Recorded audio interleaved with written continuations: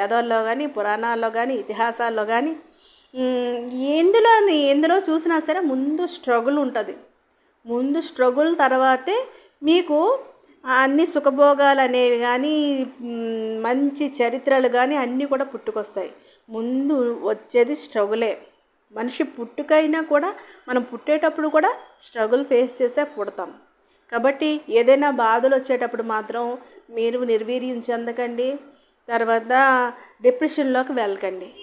ఏదైనా మనకి బాధ కలిగినప్పుడు మాత్రం చాలా స్టెబుల్గా ఉండి ఏం చేయగలుగుతాము అనే ఉద్దేశంతో మీరు ముందుకు వెళ్ళండి. భగవంతుడి అండదండలు ఉంటాయి, ఆ అమ్మవారి అండదండలు ఉంటాయి.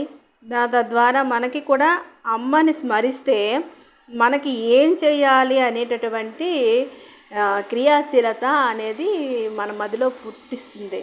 ఆ మదిలో జనించేది కూడా అమ్మ రూపమే. కాబట్టి మీరు ఏంటంటే ఎటువంటి సమయంలో కూడా, ఎటువంటి పరిస్థితుల్లో కూడా డిప్రెషన్లోకి అయితే వెళ్ళకండి. ఎందుకంటే చీకటైతే పగలే తర్వాత, అంతే కదండి. ముందు బాధ వచ్చిందని అంటే తర్వాత సుఖం కూడా వస్తుంది. కాబట్టి ముందు బాధ వచ్చింది కదా అని నిర్వీర్యపడిపోకూడదు, అక్కడితో డిప్రెషన్లోకి వెళ్ళిపోకూడదు. అది ఎలాగ మనం అధిగమించాలి అనే ప్రయత్నం